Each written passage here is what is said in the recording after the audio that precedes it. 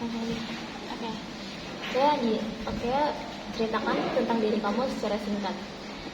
Baik, selamat siang Ibu. Perkenalkan, nama saya Andi Nagakasa Putri. Saya lulusan dari Andalas dan kebetulan saya sarjana S1 di Hukum. Dan saya pernah bekerja sebagai sekretaris magang direktur di perusahaan Telkom Sampurna. Apa kelebihan dan kekurangan yang kamu miliki? Kelebihan dan kekurangan itu saya bisa mengatur jadwal. Saya juga sudah terbiasa untuk mengatur administrasi, dan kekurangan saya adalah saya orang yang mudah lupa, tapi saya mengakomodasikannya ke mengatur jadwal itu dengan mencatat apa yang harus saya kerjakan. Lalu, mengapa kamu tertarik melamar di perusahaan ini? Karena saya melihat peluang yang lebih besar dibanding perusahaan saya yang sebelumnya, dan kebetulan gaji di sini yang lebih saya butuhkan dibanding perusahaan saya sebelumnya. Lalu, apa yang kamu ketahui tentang perusahaan ini?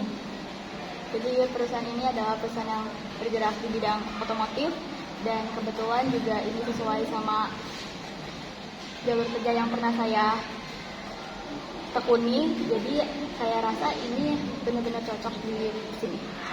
Oke, lalu ceritakan pengalamanmu saat menghadapi masalah dan bagaimana cara menyelesaikannya. Oke, jadi saya pernah kelupaan mendadak tentang suatu jadwal gitu, tapi akhirnya saya bisa menyelesaikannya dengan saya mengerjakan tugas tersebut secara detail. Terus saya juga memastikan mana yang lebih dulu diprioritaskan. Oke, bagaimana cara kamu bekerja dalam tim? Saya pastinya akan mengorganisir tim saya terlebih dahulu, lalu saya akan memastikan jadwal mana dan tugas mana yang cocok untuk tim saya, dan pastinya memastikan dulu apakah tugas ini cocok untuk orang tersebut atau tidak. Lalu, apa rencana kamu dalam 3-5 tahun ke depan?